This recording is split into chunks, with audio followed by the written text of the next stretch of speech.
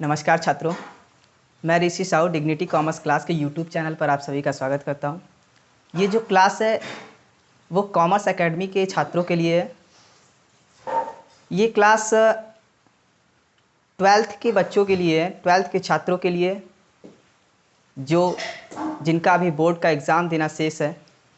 ये स्पेशली 12वीं के छात्रों के लिए जिनका अभी बोर्ड एग्ज़ाम अभी हुआ नहीं है या फिर जिनका अभी आधा हुआ है या फिर बचा हुआ है, ऐसे छात्रों के लिए ये क्लास स्टार्ट किया गया है। मैं जो सब्जेक्ट पढ़ाने जा रहा हूँ वो है बिजनेस ऑर्गेनाइजेशन।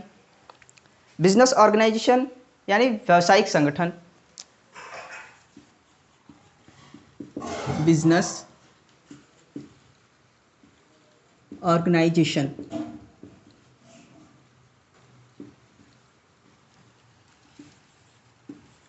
व्यावसायिक संगठन।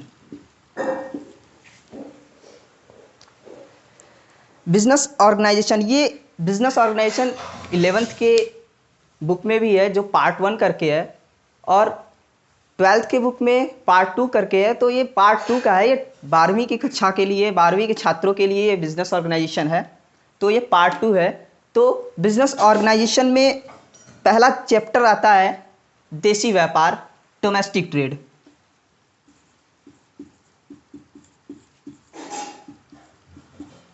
देशी व्यापार ये पहला चैप्टर है।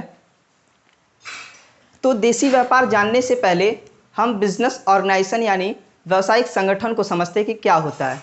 व्यावसायिक संगठन वह संगठन है जो कानून द्वारा, जो विधान द्वारा निर्मित कंपनी हो, जो जिसका विधान द्वारा एक संगठन बनाए जाते हो, वो क्या कहलाता है? व्यावसायिक संगठन कहलाता है। तो सरल शब्दों में कहा जा सकता है कि एक ऐसा संगठन जो विधान द्वारा निर्मित हो, व्यावसायिक संगठन कहलाता है। तो आइए स्टार्ट करते हैं व्यावसायिक संगठन के पहले चैप्टर देसी व्यापार के बारे में। देसी व्यापार, देसी व्यापार एक ऐसा व्यापार है जो एक ही देश की सीमाओं के अंदर रहकर किया जाने वाला व्यापार क्या कहलाता है? देसी व्यापार कहलाता है। देसी व्यापार में आज हम लोग पढ़ेंगे देसी व्यापार के आशय,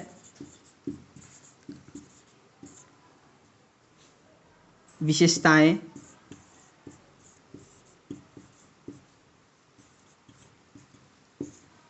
पहला है, दूसरा है और तीसरा है देसी व्यापार के प्रकार।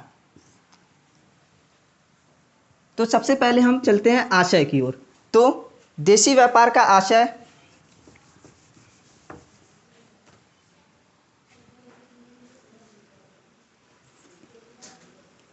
जब क्रेता और विक्रेता, जब क्रेता और विक्रेता एक ही देश की सीमाओं के अंदर रहकर, एक ही देश की सीमाओं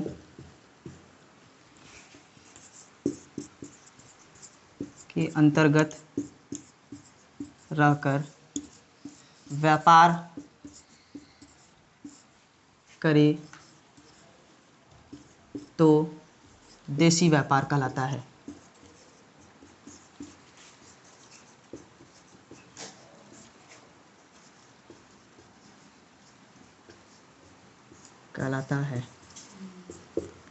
एग्जाम्पल के लिए आप समझ सकते हैं कि देसी व्यापार एक ऐसा व्यापार है जो एक ही देश की सीमाओं के अंतर्गत, यानी कि एक ही जो क्रेता होता है, जो विक्रेता होता है, वो एक ही देश के होते हैं, खरीदने वाला बेचने वाला एक ही देश का होता है। तो ऐसा व्यापार देसी व्यापार कहा जाता है।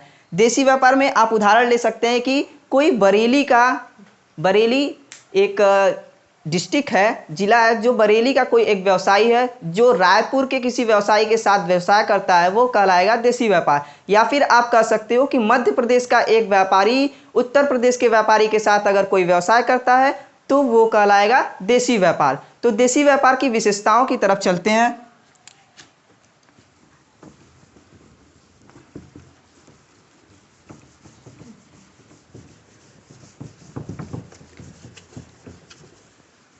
आइए देखते हैं देसी व्यापार की विशेषताएं। विशेषताएं अर्थात फीचर्स। विशेषताएं, देसी व्यापार की सबसे पहली विशेषता है कि इसमें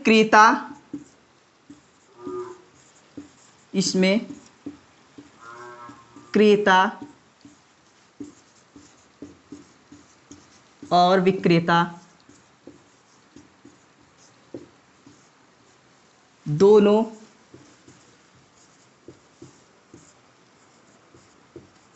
एक ही देश या राष्ट्र के होते हैं। राष्ट्र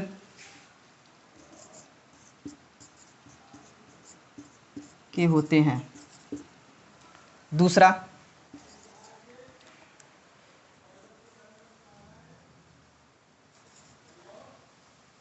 देसी व्यापार के अंतर्गत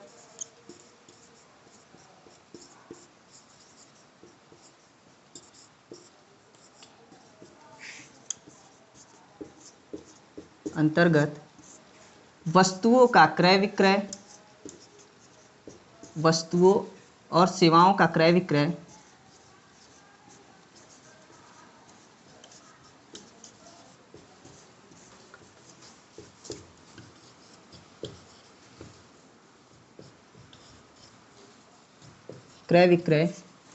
देश की मुद्रा में होता है।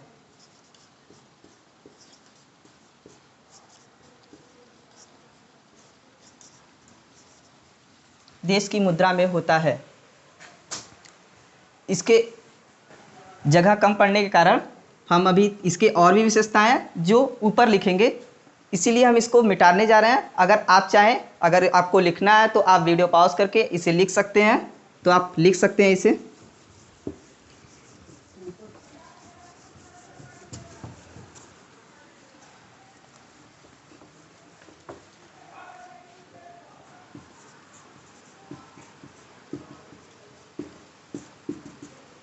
इसकी तीसरी विशेषता है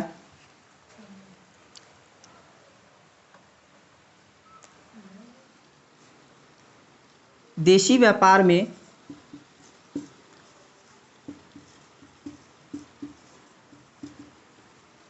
माल का स्वतंत्र आगमन होता है।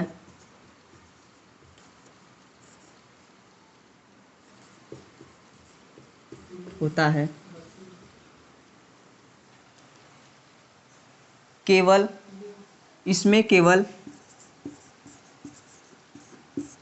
चुंगी कर को छोड़कर स्वतंत्र आगमन होता है। स्वतंत्र आगमन होता है। वर्तमान में चुंगी कर को भी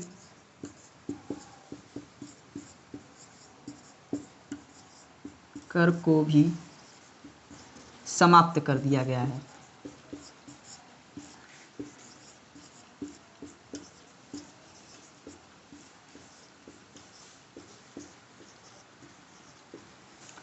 इसका जो तीसरा फीचर्स है वो है देसी व्यापार में माल का आगमन होता है, स्वतंत्र आगमन होता है। जैसे इसमें चुंगी कर को छोड़कर जितने भी प्रत्येक कर थे वो उसको छोड़ दिया जाता है। मतलब इसमें कोई भी प्रकार का कर नहीं लगता है, केवल चुंगी कर ही लगता था, जो कि वर्तमान में इसे अब सरकार द्वारा, केंद्र सरकार द्वारा इस पे भी एक विराम लगा दिया गया है, इसे समाप्त कर दिया गया है। तो चौथी विशेषता ये देखते हैं। तो चौथी विशेषता है कि देसी व्यापार में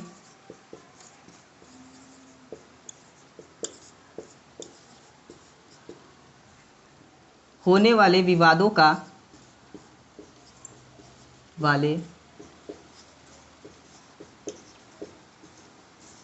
का समाधान भारतीय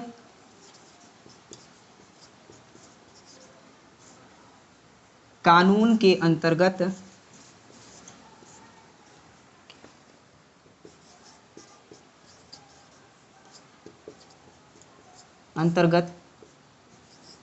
किया जाता है।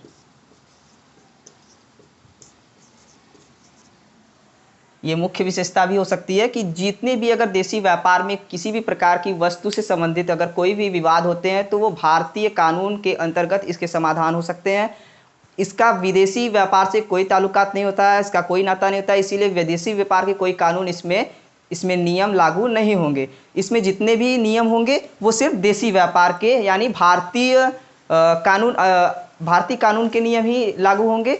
अगली विशेषता है पांचवी। आप इसे नोट डाउन करना चाहते हो तो आप इसे वीडियो को पॉज करके आप इसे नोट डाउन कर सकते हैं।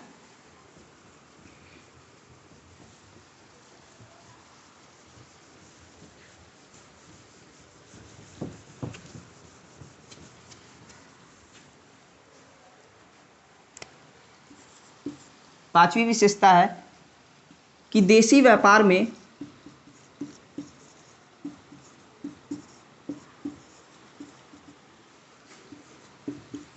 परिवहन साधन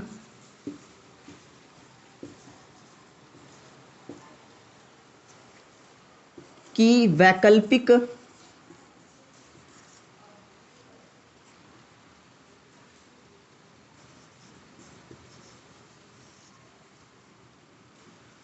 व्यवस्था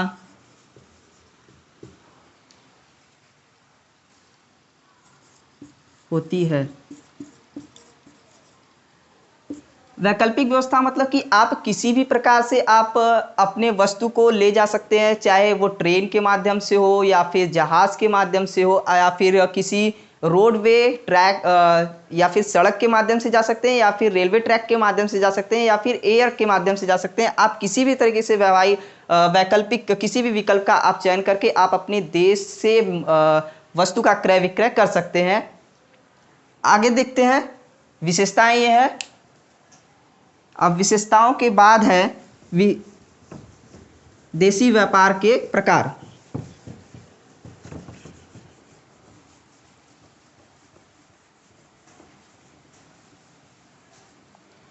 तो आइए देखते हैं देशी व्यापार के प्रकार। देशी व्यापार के प्रकार। देशी व्यापार के मुख्यतः 3 प्रकार होते हैं। ये 3 प्रकार के होते हैं।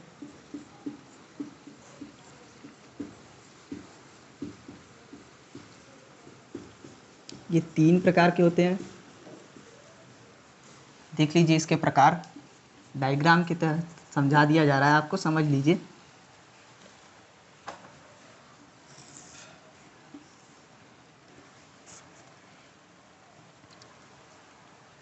पहला है व्यापार के संबंधों के आधार पर। व्यापार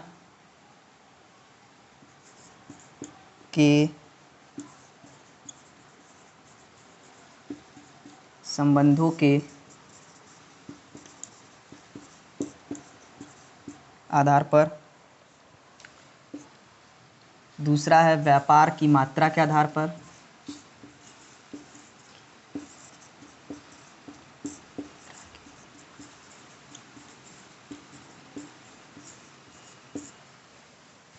और तीसरा है व्यापार के क्षेत्र के आधार पर।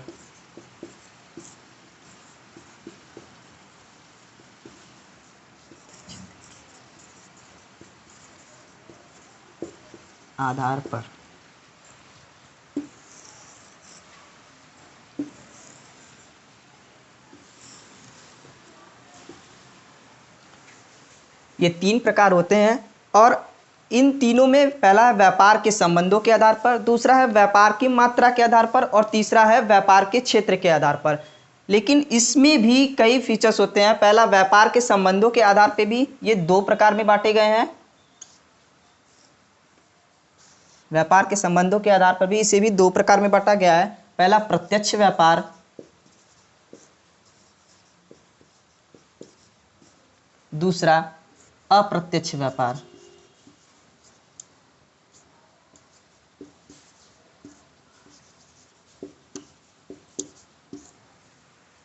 इसे भी दो भागों में बांटा गया है।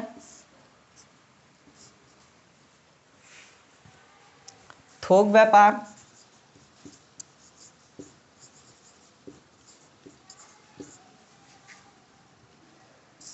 और फुटकर व्यापार।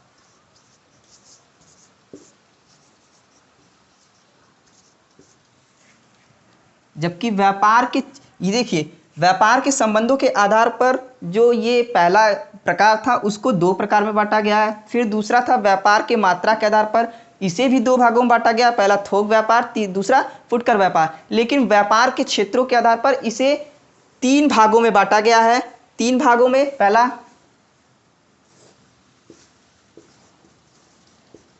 स्थानीय व्यापार, दूसरा राज्यीय व्यापार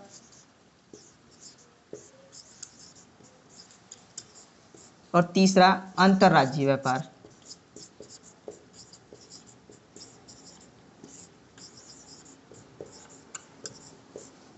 अंतर्राज्यीय व्यापार। देशी व्यापार के प्रकार तीन प्रकार के होते हैं। पहला व्यापार के संबंधों के आधार पर, व्यापार की मात्रा के आधार पर, तीसरा व्यापार के क्षेत्रों के आधार पर। अब इनके भी भेद होते हैं, इनके भी प्रकार होते हैं। देशी व्यापार के संबंधों के आधार को भी दो भागों में बांटा गया है, पहला प्रत्यक्ष व्यापार के आधार पर, दूसरा अप्रत्यक्ष व्यापार के आधार पर। और फिर व्यापार की मात्रा के आधार को भी दो भागों में बांटा गया है, पहला थोक व्यापार, दूसरा फुटकर व्यापार। और जो सबसे लास्ट है तीसरा व्यापार के क्षेत्र के आधार पर, ये सबसे ज़्यादा इम्पॉर्टेंट है और अक्सर यही क्वेश्चंस अधिकांशतः पूछे भी जाते हैं और इसकी ही चर्चा अधिकांशतः होती भी है। जिसे तीन भागों में बांटा गया है, पहला स्थानीय व्यापार, दूसरा राज्यीय व्यापार और तीसरा अंतर्राज्यीय व्यापार। तो आइए समझते हैं सबसे पहले हम लोग व्यापार के संबंधों के आधार पर प्रत्यक्ष व्यापार और अप्रत्यक्ष व्यापार क्या होता है। अगर आप इसे नोट करना चाहते हैं तो आप इसे नोट कर सकते हैं।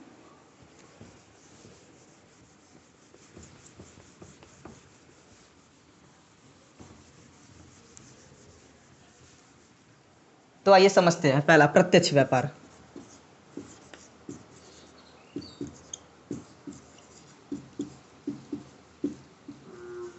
प्रत्यक्ष व्यापार क्या होता है? प्रत्यक्ष व्यापार ऐसा व्यापार होता है जो डायरेक्ट निर्माता कंपनी सीधे उपभोक्ता को जाकर माल बेचती है, तो वो कहलाएगा प्रत्यक्ष व्यापार। यानी कि अर्थात आप बोल सकते हैं कि वस्तु का निर्माण करता जो निर्माता होता है, जो वस्तु उत्पादक होता है, वो सीधे उपभोक्ता को जाकर अगर माल बेचता है तो वो कहेगा प्रत्यक्ष व्यापार, जिसमें किसी भी प्रकार का तीसरा कोई हस्तक्षेप नहीं करता, जिसमें किसी भी प्रकार के तीसरे एजेंट या फिर थोक व्यापारी या फिर फुटकर व्यापारी, इनमें किसी भी प्रकार के हस्तक्षेप नहीं होते। उत्पादक उपभोक्ता को स्वयं जाके माल बेचता है, तो ऐसे व्यापार को कहेंगे प्रत्यक्ष व्यापार। तो आप इसे आशय के रूप में लिख सकते हैं कि वस्तु उत्पादक या निर्माता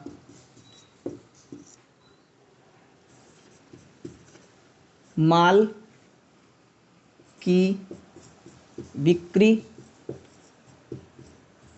स्वयं उपभोक्ता को करता है, स्वयं उपभोक्ता को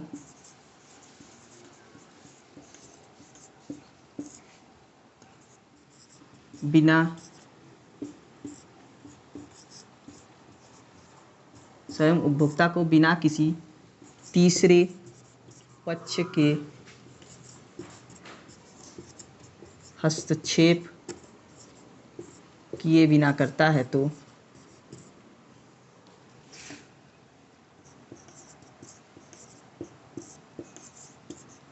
करता है प्रत्यक्ष कहलाता है। वस्तु उत्पादक या निर्माता माल की बिक्री स्वयं उपभोक्ता को बिना किसी तीसरे पक्ष के हस्तक्षेप किए बिना करता है, तो प्रत्यक्ष व्यापार कहलाता है। कहने का मतलब है कि आप किसी वस्तु का उत्पादन स्वयं करते हो और खुद ही जाकर ग्राहक को जाकर बेच देते हो, खुद ही जाके आप किसी व्यक्ति को बेच देते हो तो किसी व्यक्ति को बेच देना क्या कहलाएगा? प्रत्यक्ष व्यापार कहलाएगा। आपने किसी भी तीसरे पक्ष की मदद नहीं ली, आपने किसी एजेंट या फिर किसी फुटकर व्यापारी या फिर किसी थोक व्यापारी किसी भी प्रकार का किसी से कोई सहायता नहीं लिया, तो ऐसे व्यापार को आप क्या कहेंगे? प्रत्यक्ष व्यापार कहेंगे। तो आइए समझते हैं दूसरा, अप्रत्यक्ष व्यापार। अप्रत्यक्ष व्यापार, अप्रत्यक्ष व्यापार क्या होता है? आइए समझते हैं। एक ऐसा व्यापार होता है जब वस्तु उत्पादक या वस्तु निर्माता वस्तु को उपभोक्ता तक पहुंचाने के लिए किसी तीसरे पक्षकार की उसे आवश्यकता पड़ती है। तीसरे पक्षकार जैसे थोक व्यापारी के रूप में, फुटकर व्यापारी के रूप में, एजेंट के रूप में वो किसी उपभोक्ता के पास वस्तु पहुंचाता है, तो कहलाएगा कि वो अप्रत्यक्ष व्यापार है। तो वो ऐसी व्यापार क्या कही जाएंगी? अप्रत्यक्ष व्यापार कही जाएंगी, जिसकी मदद ऐसी व्यवसाय जिसके माल बेचने के लिए, जिसे माल की बिक्री के लिए हमें किसी एजेंट या फिर किसी व्यापारी, किसी अन्य व्यापारी की आवश्यकता पड़ती हो, तो ऐसे व्यापार अप्रत्यक्ष व्यापार कहे जाएंगे। तो आप लिख सकते हैं कि ऐसा व्यापार में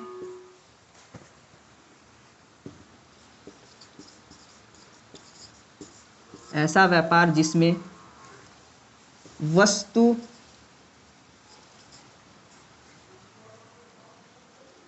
की बिक्री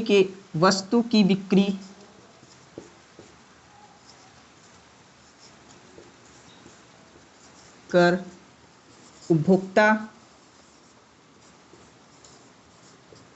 उपभोक्ता तक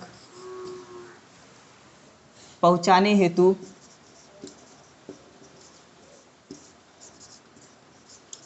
मध्यस्थों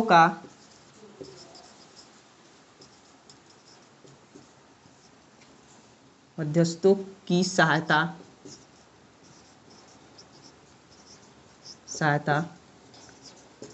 लेनी पड़ती है, पड़ नहीं सकती, पड़ती है। तो ऐसा व्यापार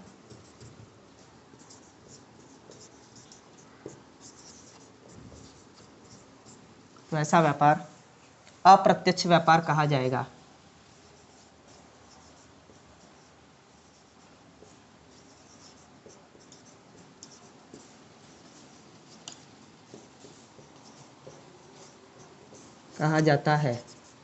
अप्रत्यक्ष व्यापार कहा जाता है। अप्रत्यक्ष व्यापार जो मध्यस्थ होते हैं वो थोक व्यापारी हो सकते हैं, वो फुटकर व्यापारी हो सकते हैं, या फिर कोई एजेंट हो सकता है जिसके माध्यम से वस्तु को उपभोक्ता तक पहुंचाया जाता है। आइए समझते हैं। उम्मीद करते हैं कि आपको ये प्रत्यक्ष व्यापार और अप्रत्यक्ष व्यापार स्पष्ट रूप से समझ में आया होगा। अगर नहीं भी समझ में आया तो आप वीडियो को बैक करके फिर से एक बार इसे देख सकते हैं, इसे समझ सकते हैं। आइए आगे देखते हैं। ये जो पहला था, व्यापार के संबंधों के आधार पर जो दो प्रकार थे, इसके मैंने आप लोगों को अर्थ बता दिया है, इसका आशय मैंने लिखवा भी दिया है। तो अब आइए देखते हैं व्यापार की मात्रा के आधार पर जो दूसरा प्रकार था उसका, देसी व्यापार के।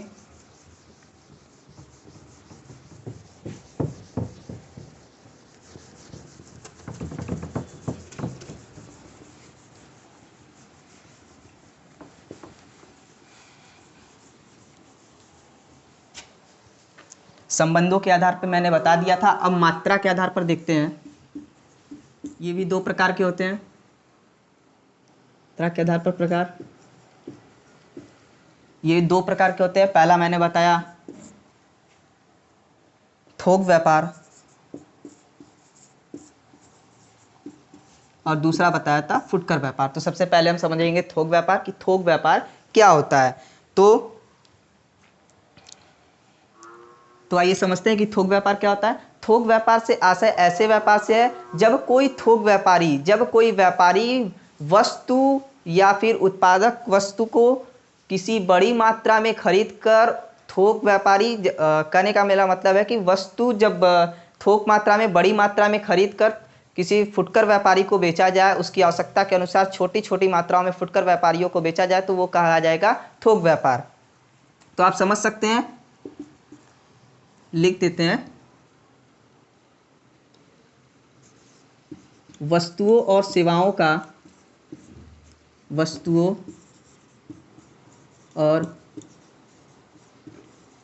सेवाओं का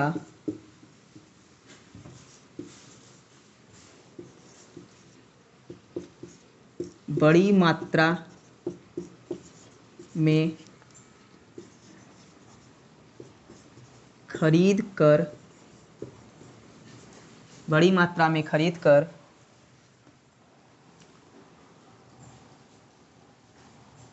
फुटकर व्यापारियों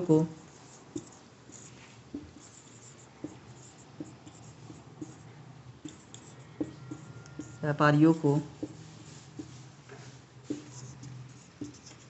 बेचा जाना ही थोक व्यापार कहलाता है। बेचा जाना ही थोक व्यापार कहलाता है।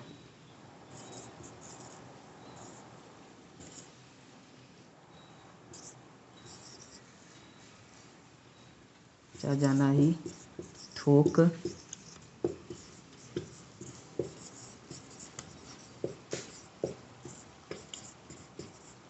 व्यापार कहलाता है। यानी कि किसी वस्तु को आप बड़ी मात्रा में खरीद कर आप किसी छोटे दुकानदार को, किसी फुटकर व्यापारी को अगर आप छोटी छोटी मात्राओं में माल सेल करते हैं, माल उसे बेचते हैं, वस्तु से बेचते हैं, तो वो क्या कहलाएगा? थोक व्यापार कहलाएगा। तो आइए समझते हैं थोक व्यापार से। दूसरा है फुटकर व्यापार।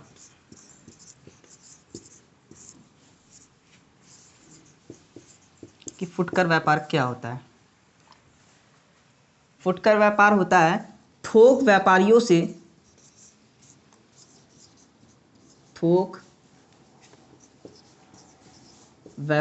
से वस्तु सीधा खरीद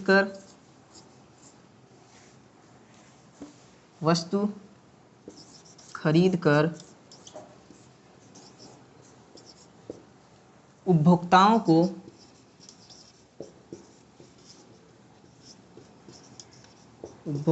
को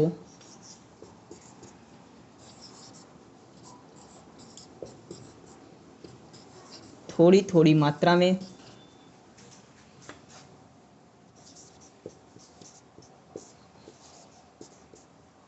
उनकी आवश्यकता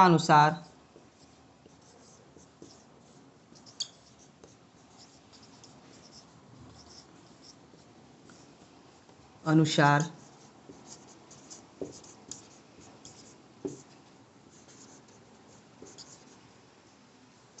बेचना ही फुटकर व्यापार कहलाता है।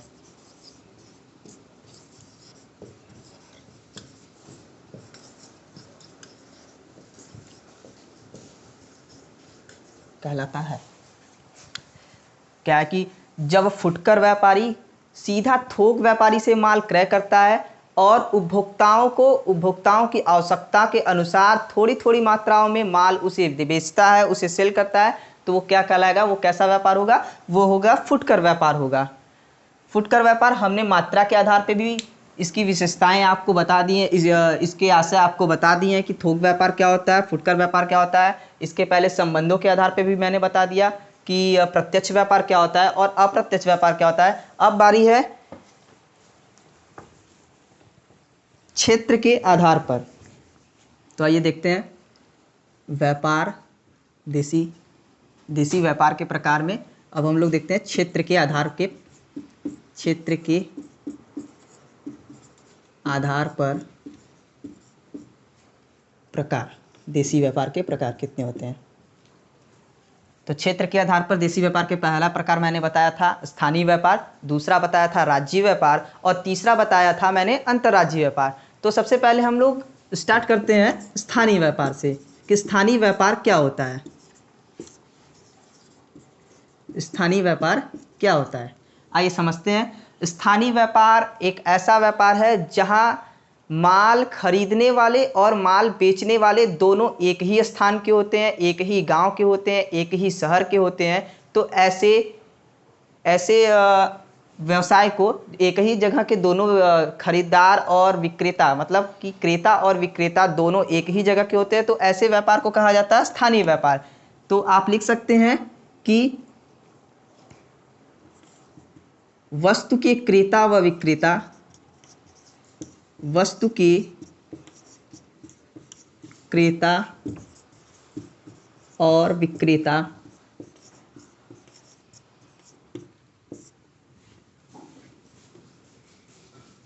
एक ही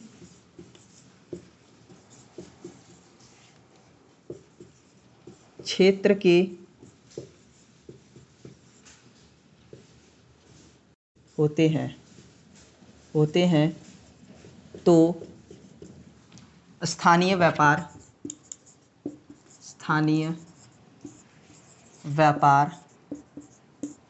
कहा जाएगा।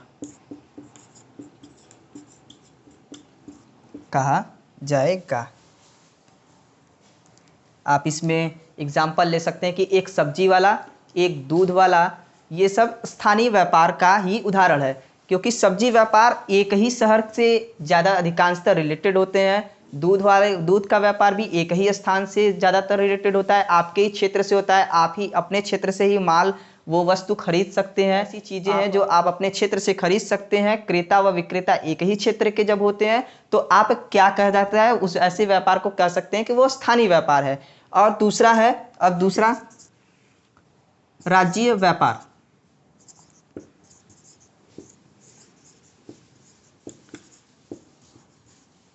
राज्य व्यापार से आशय ऐसे व्यापार से है जहां क्रेता और विक्रेता एक ही राज्य के हो। जहां क्रेता और विक्रेता एक ही राज्य के हो तो ऐसा व्यापार क्या कहलाएगा, राज्यीय व्यापार। जैसे फॉर एग्जांपल आप समझ सकते हैं कि एक आगरा का व्यवसायी वाराणसी के व्यवसायी के साथ जब कोई व्यापार करता है तो वो क्या कहलाएगा, राज्यीय व्यापार कहलाएगा, क्योंकि आगरा भी उत्तर प्रदेश का ही हिस्सा है और वाराणसी मतलब बनारस भी उत्तर प्रदेश का ही हिस्सा है, जिसके कारण ये राज्यीय व्यापार की संज्ञा इसे दी जा सकती है नहीं बल्कि दी जाएगी। तो आइए समझते हैं कि राज्यीय व्यापार क्या होगा। ऐसा व्यापार जिसके क्रेता और विक्रेता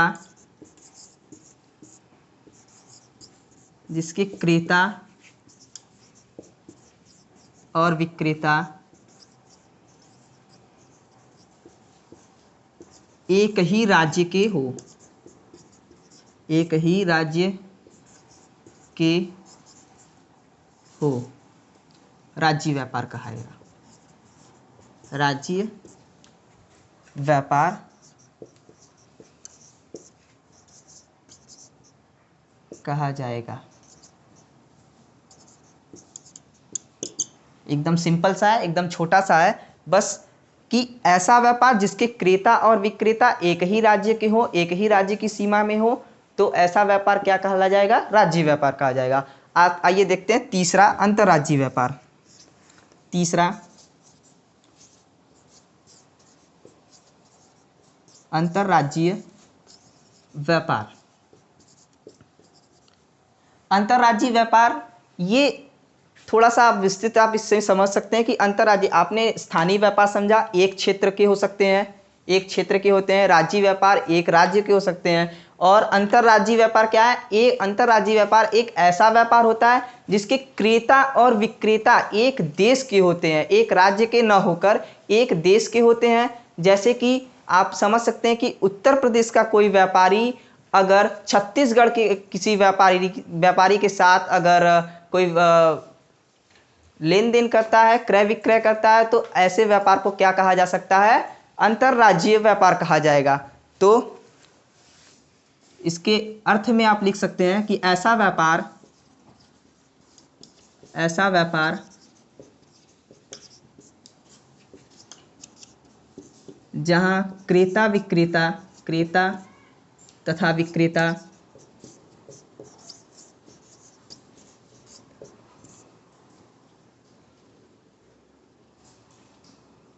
एक ही देश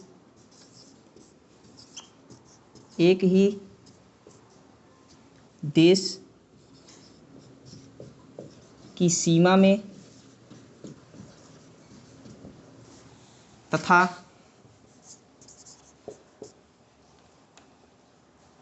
एक ही देश की सीमा में परंतु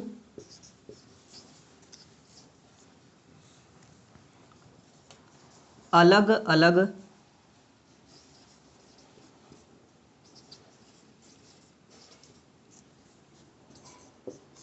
राज्यों के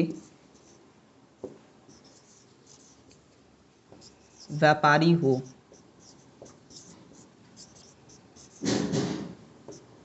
तो विदेश अंतर्राज्यीय व्यापार कहा जाएगा।